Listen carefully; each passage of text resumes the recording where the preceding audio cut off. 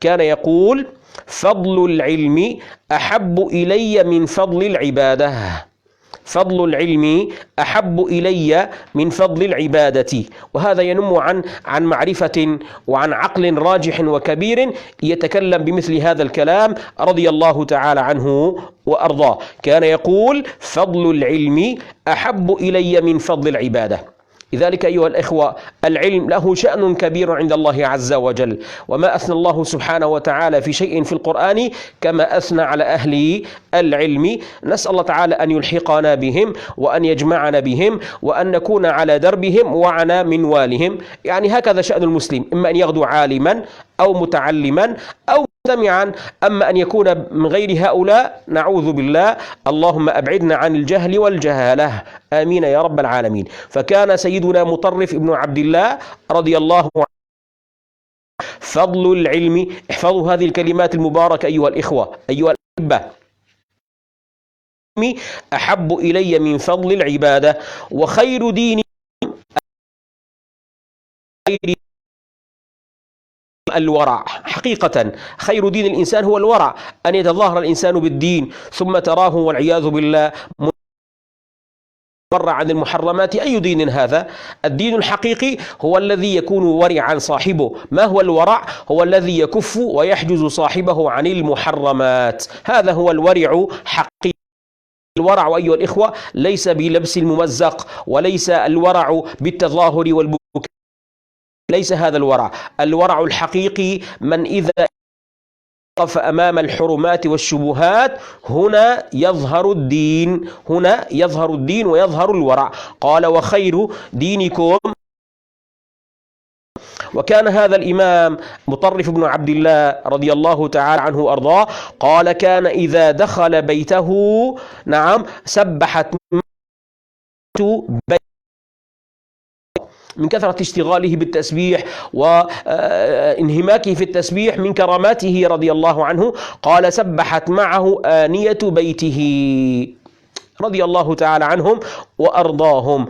وإن من شيء لا يسبح بحمده أيها الإخوة، لكن لا تفقهون تسبيحهم، فكل شيء يسبح. فهنا الله تعالى أو أن يظهر الله تبارك وتعالى أن يكشف لك الحجاب فتسمع ما حولك يسبح. فكان هذا الرجل وزهده وشوقه لله تبارك وتعالى، الله تعالى يكشف له الحجاب فيسمع تسبيح الآنية في بيته رضي الله عنه.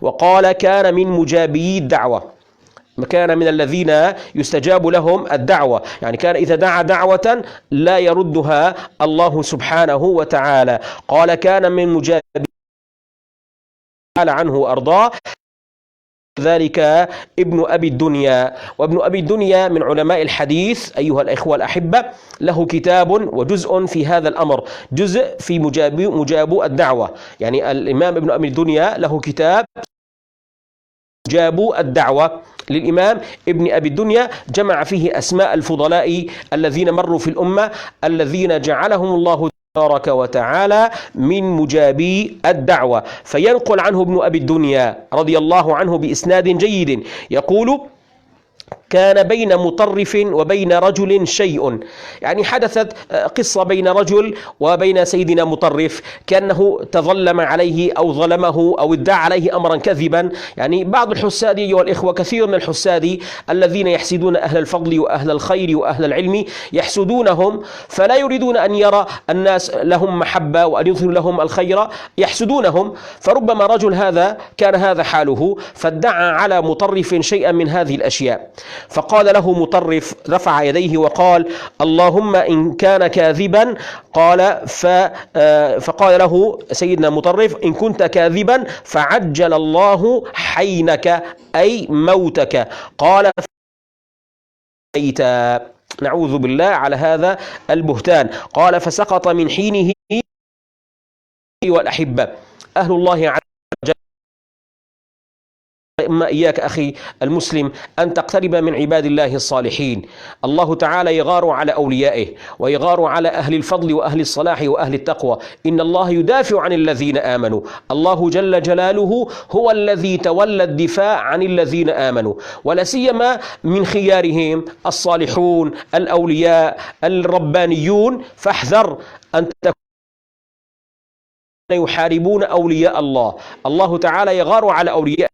الله سبحانه وتعالى لا يريد لأحد أن يؤذي أولياءه. فلذلك هذا الرجل لما تظلم وادعى زورا وكذبا على سيدنا مطرف بن عبد الله بن الشخير رضي الله تعالى عنه وأرضاه، دعا عليه، قال فسقط من ساعته ميتا رضي الله تعالى عنه. وهذا التابعي روى عن سيدنا عبد الله أبيه وعن عثمان سيدنا عثمان بن عفان، وروى عن علي وعن عمار وعن عائشة وعن أبي وعن أبي ذر وعن غيرهم من الصحابة.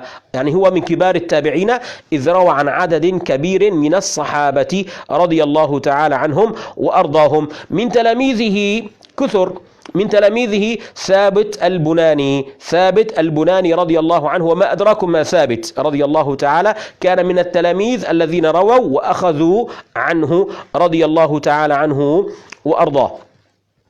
قال كان مطرف كان في الفتنة إذا كيف كان حاله في الفتنة يعني؟ قال وكان مطرف إذا كانت الفتنة، يعني حدث شيء بين المسلمين من الفتنة، كيف كان حاله؟ قال إذا كانت الفتنة نهى عنها وهرب منها، يعني لا يدخل نفسه في الفتنة ولا يقحم نفسه في الفتنة، إنما يهرب منها. وهذا درس عظيم من دروس السيرة للسلف الصالح رضي الله تعالى عنهم. لا يقحمون أنفسهم بالفتنة، إنما يبتعدون عنها، وكان يهرب منها رضي الله تعالى عنه وأرضاه.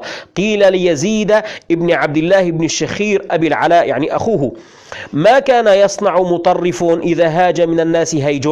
يعني حدثت فتنة كذا كذا بين الناس، ما كان يصنع مطرف رضي الله عنه؟ قال كان يلزم قعر بيته ولا يقرب لهم جمعة ولا جماعة، لا يقرب جمعة ولا جماعة حتى تنجلي لهم عمن جلت. الله أكبر، رحمه الله، صاحب عقل. وكان إذا وقع الطاعون تنحى رضي الله تعالى عنه وأرضاه. وهذا ما يلزمنا في هذه الأيام، وهذا ما يهمنا في هذه الأيام أيها الإخوة، وهذا الذي أردته من ذكري هذه الترجمة لهذا الرجل المبارك، أن نعلق على هذه الفائدة. وكان إذا وقع الطاعون تنحى. ما معنى تنحى؟ أي ابتعد واكتف عن الناس ولم يختلط بهم رضي الله تعالى عنه وأرضاه. والآن كثير من الناس، أسأل الله تعالى أن يرفع البلاء عنا وعن المسلمين، يعني لا أحد أيها الإخوة يريد أن يبقى في بيته ويحب الجلوس في البيت، لكن الأمر وقع والمصيبة قد وقعت علينا، ولا سيما جاءت التعليمات والتوصيات والإرشادات من كل الدول الغربية والشرقية، كلهم يقولون الزموا بيوتكم، لا تخرجوا من بيوتكم. الآن فتنة الانتقال المرض يوما عن يوم يزداد بسبب اختلاط الناس وعدم امتثالهم للأمر. وهذا ما نراه من سيرة هذا الرجل العظيم مطرف ابن عبد الله ابن الشخير رضي الله تعالى عنه وأرضاه. فكان إذا وقع الطاعون ماذا يقول؟ تنحى، يعني تنحى بمعنى اعتزل وجلس في بيته. كثير من الناس يقول: يا أخي ما بالكم، أين الإيمان، أين التوكل، قل لن يصيبنا إلا ما كتب الله لنا، يا أستاذ أنت مؤمن كذا كذا. لكن يا حبيبي، الإيمان هنا معناه أن تأخذ بالأسباب، تتوكل على رب الأسباب جل جعل، وثم تسلم الأمر لله. أنت تجلس في بيتك تنفيذا لما أمر به الله وأمر به الرسول، ثم إذا أصابك ما أصابك بقدر الله. نفر من قضاء الله وقدره إلى قضاء الله وقدره. يعني لا يعقل أيها الإخوة أن تزج بنفسك إلى الفتنة وإلى الأوبئة والأمراض ثم تقول، يعني مثل هذا الذي يفعل هذا مثل الذي يضع مسدسا في رأسه ثم يقول إن قدر الله لي سأموت أو قدر الله هذا كلام لا يقول عاقل أيها الإخوة، هذا كلام لا يرضى به، هذا ينافي الإسلام. سيدنا ورسولنا وحبيبنا المصطفى صلى الله عليه وسلم، بل سيد المتوكلين، أخذ بالأسباب. لما هاجر المصطفى صلى الله عليه وسلم لماذا سلك مسلكا خاصا واختبأ في الغار مع صاحبه واستأجر دليلا يدله على الطريق وغير الطريق؟ وهو كثير في سيرته صلى الله عليه وسلم من هذه الأشياء. كان صلى الله عليه وسلم في أنه لا يصيبنا إلا ما كتب الله لنا ويمشي أمام الناس هكذا. ما فعل هذا الحبيب العاقل العظيم صلى الله عليه وسلم، إنما أخذ بالأسباب. أن تأخذ بالأسباب الشرعية ثم تفوض. انظروا إلى هذا التابعي العظيم الذي فهم الإسلام وفهم الإيمان فهما صحيحا، وعرف أن الإسلام هو هذا الإسلام أيها الإخوة، أن تأخذ بالأسباب ثم تفوض الأمر إلى الله تبارك وتعالى. قال: كان إذا وقع الطاعون تنحى، بمعنى يعني خلا في بيته، وكان يقول: أخذ بالثقة في القعود. احفظوا هذه الكلمة، وهي كلمة مهمة جليلة في هذا المكان. كان يقول: لأن آخذ بالثقة في القعود أحب إلي أن ألتمس، أو قال أطلب فضل الجهاد بالتغرير، يعني أن أزج بنفسي في موضع الفتنة ثم أقول والله أصابني ما أصابني. يجلس في بيته ويبتعد ويسلم الأمر لله، ويثق أنه لن يصيبه إلا ما قدر الله وما كتب الله له وقدره عليه. هنا يكون الإيمان الحقيقي. فيقول رضي الله عنه: لأن آخذ بالثقة في القعود أحب إلي أن ألتمس، أو قال أو أطلب فضل الجهاد بالتغرير، رضي الله تعالى عنه وأرضاه. وكان صاحب أحوال وصاحب كرامات رضي الله عنه وأرضاه، وله مكاشفات كثيرة. من أراد أن يتوسع فليرجع إلى كتب التراجم ليقرأ عن مطرف بن عبد الله رضي الله عنه في صفوة الصفوة وغيرها من الكتب التي ذكرت الكرامات وتحدثت عن الأولياء والصالحين من هؤلاء العباد الزاهدين رضي الله تعالى عنهم وأرضاهم. كان مرة قد وقف بعرفة، ومع كل هذا الصلاح والتقوى والفضل، والناس قد شهدوا له بما شهدوا، ومع ذلك لم ير لنفسه شيئا، إنما كان يرى نفسه مقصرا ومذنبا رضي الله تعالى عنه وأرضاه. تاب الله علينا، أصلح الله أحوالنا. كان لا يرى لنفسه فضلا ولا يرى لنفسه خيرا، كل هذا الصلاح وهذا الخير وهذا الفضل وهذا القرب من الله عز وجل كان يتهم نفسه. وهذا العاقل أيها الإخوة، هذا هو يتهم نفسه، ما يتهم الآخرين والناس كلهم كذا وهو لا، العاقل هكذا يقول: الناس كلهم بخير وأنا غير ذلك. يتهم نفسه. وقف مرة في عرفة رضي الله عنه، فكان يقول في دعائه: اللهم لا ترد الجميع من أجلي، اللهم لا ترد الجميع من أجلي. ما كان يقول يا ربي من أجل فلان، يتهم نفسه رضي الله عنه. فكان يقول: اللهم لا ترد الجميع من أجلي، رضي الله تعالى عنه وأرضاه. روى أبو المليح رضي الله عنهم جميعا عن رجل من أهل البصرة عن ثابت البناني تلميذه، وعن رجل آخر قد أنهما دخلا على مطرف بن عبد الله رضي الله عنه وهو مغمى عليه، يعني في آخر حياته رضي الله تعالى عنه وأرضاه، يعني أصابه ما أصابه من مرض الموت. قال: وكان مغمى عليه. قال: فسطعت منه هؤلاء الذين التلاميذ دخلوا على شيخهم يزورونه ويعودونه. قال: فلما دخلوا عليه قال: سطعت منه 3 أنوار. اللهم نور قلوبنا ونور أبصارنا ونور أسماعنا واجعلنا نورا يا رب العالمين يا أكرم الأكرمين. قال: سطعت منه 3 أنوار، نور من رأسه، ونور في وسطه، ونور في رجليه رضي الله عنه. قال: فهالنا ذلك، يعني التلاميذ ثابت البناني ومن معه يتحدثون فيقولون: لما رأينا ذلك هالنا، يعني أفزعنا ويعني اندهشنا وعجبنا من ذلك. قال: فهالنا ذلك. قال: فأفاق من إغمائه. قال: فقلنا: كيف تجدك يا أبا عبد الله، يعني كيف يا أبا عبد الله؟ قال: صالح، لقد رأينا شيئا، يعني قال: الحمد لله صالح، يعني بخير، أنا صالح الحمد لله أموري تمام يعني. فقال له تلاميذه: لقد رأينا منك شيئا هالنا. قال: وما هو؟ ماذا رأيتم؟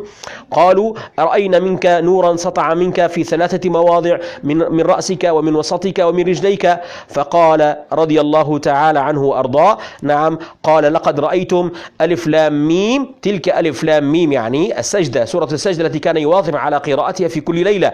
قال: تلك ألف لام ميم السجدة. تسطع أولها من رأسي وأوسطها من وسطي وآخرها من قدمي، وقد صعدت لتشفع لي، وهذه تبارك تحرسني. سورة تبارك. لذلك أيها الإخوة من يواظب على قراءة هذه السور بإذن الله تنفعه بإذن الله عز وجل. قال وهذه تبارك يعني سورة تبارك الملك تحرسني. قال ومات رضي الله تعالى عنه وأرضاه في آخر ولاية الحجاج بن يوسف الثقفي بعد الطاعون الجارف. نسأل الله تعالى أن يرفع البلاء والغلاء عن بلاد المسلمين. ذاك الطاعون الذي أصاب بلاد العراق في زمانه، وكان هذا الطاعون سنة 7 للهجرة في خلافة الوليد بن عبد الملك بن مروان. بعد هذا الطاعون مات رضي الله تعالى عنه وأرضاه، واختلف العلماء في سنة وفاته، قيل 90 وقيل غير ذلك وقيل 92، والله سبحانه وتعالى أعلم. رضي الله تعالى عنه وأرضاه. فأردت من هذه الترجمة المباركة أن نتبارك بذكر الصالحين.